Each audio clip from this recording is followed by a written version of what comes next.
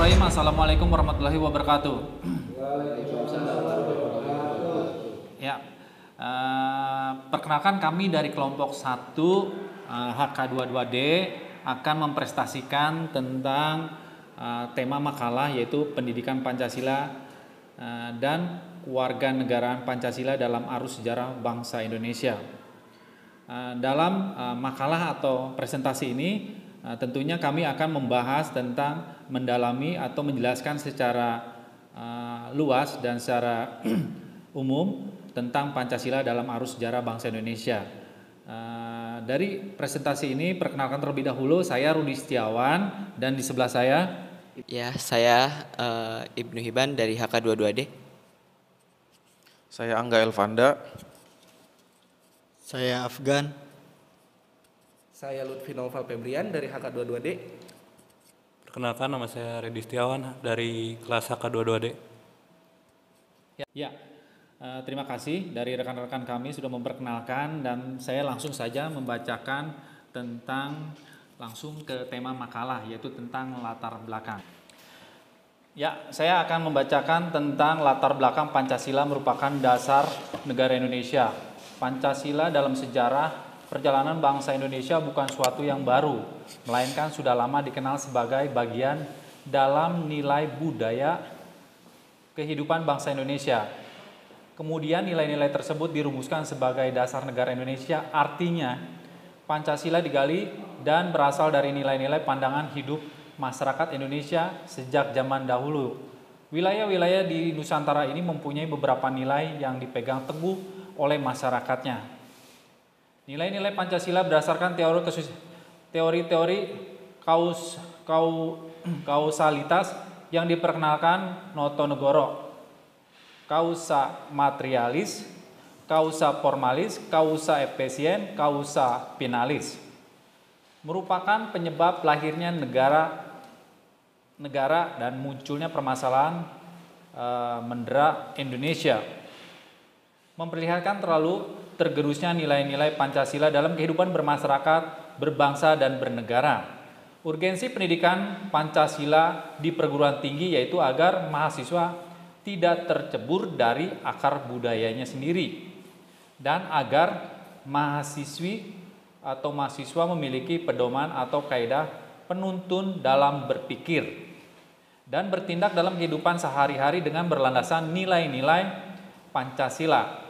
Mahasiswa sebagai pemegang tongkat estafet kepemimpinan agar tidak mudah terpengaruh oleh paham asing yang negatif serta agar mahasiswa memiliki pedoman atau kaidah penuntun dalam berpikir dan bertindak dalam kehidupan sehari-hari dengan berlandaskan nilai-nilai Pancasila.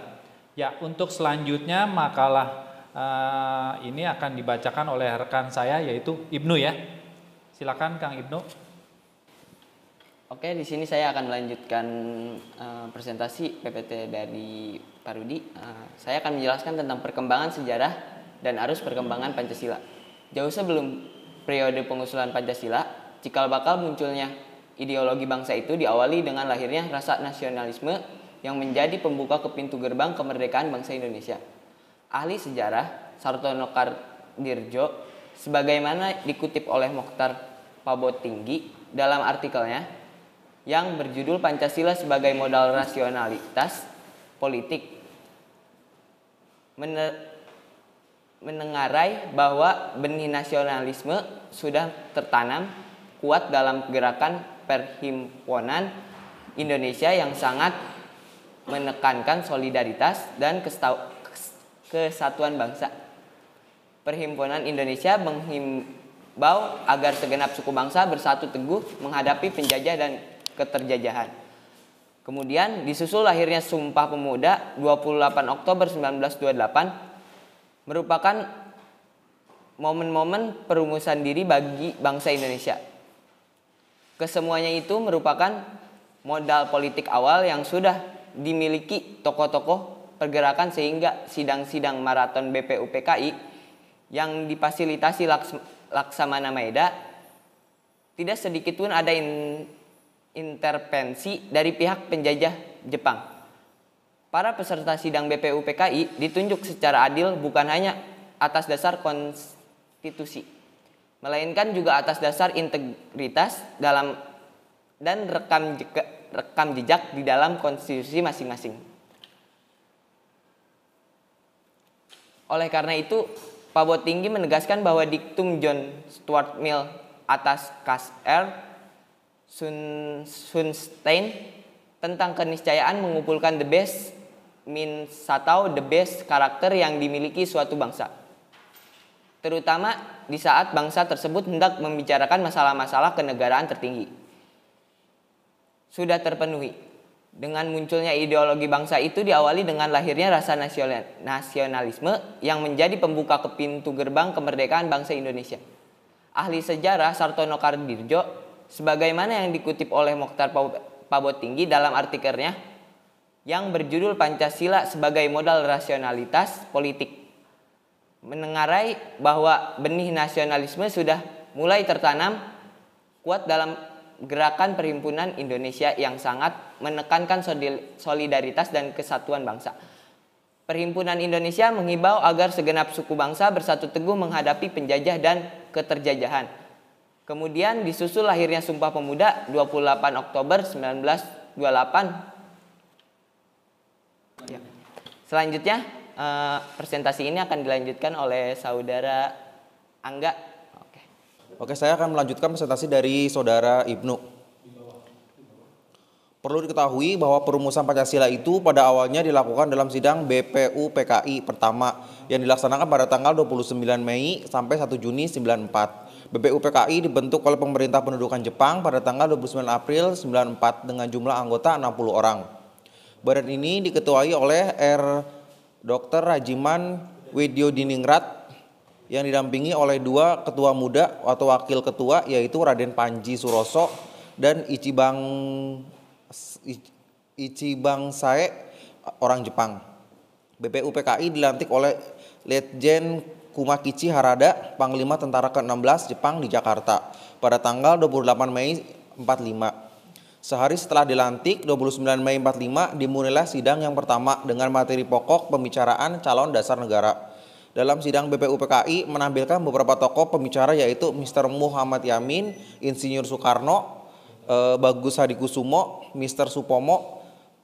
Keempat tokoh tersebut menyampaikan usulan tentang dasar negara menurut pandangannya masing-masing. Meskipun demikian, perbedaan pendapat di antara mereka tidak mengurangi semangat bersatu dan kesatuan demi mewujudkan Indonesia yang merdeka.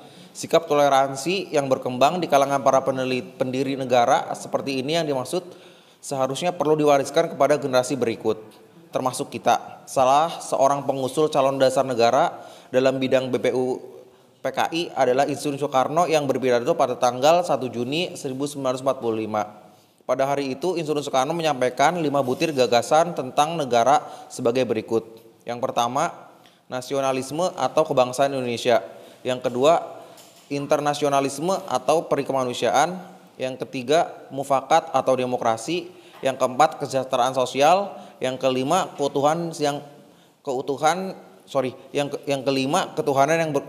ketuhanan yang berkebudayaan.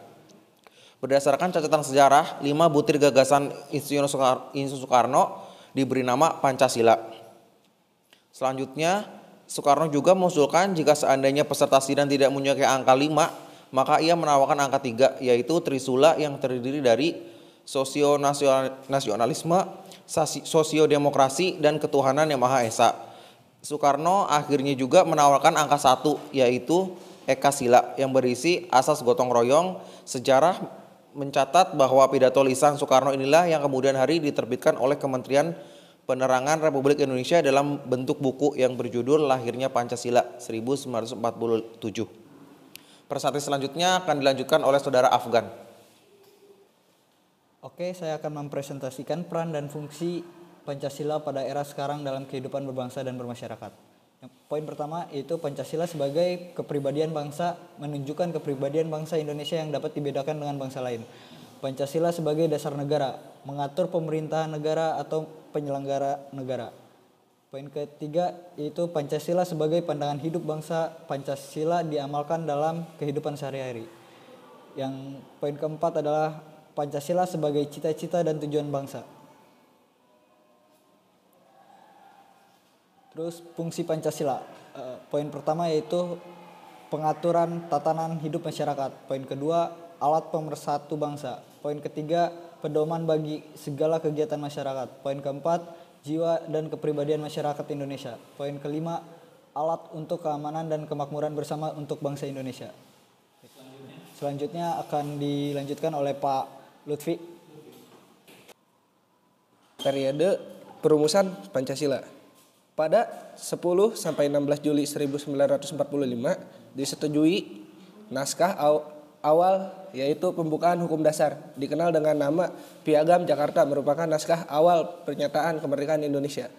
Pada alinea keempat pada Piagam Jakarta berisi rumusan Pancasila, yaitu pertama, ketuhanan dan kewajiban menjalankan syariat Islam bagi pemeluknya. Kedua, kemanusiaan yang adil dan beradab. Ketiga, persatuan Indonesia. Keempat, kerakyatan yang dipimpin oleh hikmat kebijaksanaan dalam permusyawaratan perwakilan. 5. Keadilan sosial bagi seluruh rakyat Indonesia. Periode pengesahan Pancasila. Yang pertama, mengesahkan Undang-Undang Dasar Negara UUD 45. Yang kedua, memilih presiden dan wakil presiden yang pertama. Yang ketiga, membentuk KNIP yang diketuai oleh M.R. Kasman. Singo di Mejo dalam pembukaan Undang-Undang Dasar 1945 terdapat rumusan Pancasila, yaitu pertama, ketuhanan yang Maha Esa. Kedua, kemanusiaan yang adil dan beradab. 3. Persatuan Indonesia. Yang keempat, kerakyatan yang dipimpin oleh hikmat kebijaksanaan dalam permusyawaratan perwakilan. Yang kelima, keadilan sosial bagi seluruh rakyat Indonesia. Untuk kesimpulan dilanjutkan oleh Pak Redi. Assalamualaikum warahmatullahi wabarakatuh. Terima kasih Kang Lutfi. Saya akan lanjutkan. Berikutnya adalah kesimpulan. Pancasila merupakan dasar negara Indonesia. Pancasila dalam sejarah perjalanan bangsa Indonesia bukan sesuatu yang baru, melainkan sudah lama dikenal. Bagian dalam dinilai-nilainya budaya kehidupan bangsa Indonesia. Kemudian nilai-nilai tersebut dirumuskan sebagai dasar negara Indonesia. Untuk mengetahui konsep dan urgensi Pancasila dalam arus sejarah bangsa Indonesia. Dalam periode pengusulan Pancasila, agar memahami kenapa diperlukannya Pancasila dalam kajian sejarah bangsa Indonesia. Mengetahui sumber historis, sosiologis, politis tentang Pancasila dalam kajian sejarah bangsa Indonesia, agar memahami cara membangun argumen tentang dinamika dan tantangan Pancasila dalam kajian sejarah bangsa Indonesia. Ahli sejarah Sartono Kartodirjo sebagaimana yang dikutip oleh Mokhtar Pabotinggi dalam artikelnya yang berjudul Pancasila sebagai modal rasionalitas politik menengarai bahwa benih nasionalisme sudah mulai tertanam kuat dalam gerakan Perhimpunan Indonesia yang sangat menekankan solidaritas dan kesatuan bangsa. Mungkin sekian dari kelompok kami. Maaf bila ada salah-salah kata. Wassalamualaikum warahmatullahi wabarakatuh. Ya, demikian barusan dari presentasi dari kelompok kami, dari kelompok 1, yaitu tentang tema yaitu pendidikan Pancasila dan kewarganegaraan Pancasila dalam arus sejarah bangsa Indonesia. Dan bagi kelompok 1 tentunya mengucapkan terima kasih kepada dosen pengampu, dan bagi mahasiswa atau yang lainnya yang ingin bertanya, kami berikan kesempatan melalui tanya jawab dalam sesi berikutnya. Untuk selanjutnya, untuk presentasi ini kami tutup dan kami akhiri bersama dari kelompok kami berlima. Saya Rudi Setiawan. Saya Lutfi Novel Febrian. Saya Angga Elvander. Saya Rudi Setiawan. Mengucapkan terima kasih. Wabillahi taufiq wal hidayah. Wassalamualaikum warahmatullahi wabarakatuh.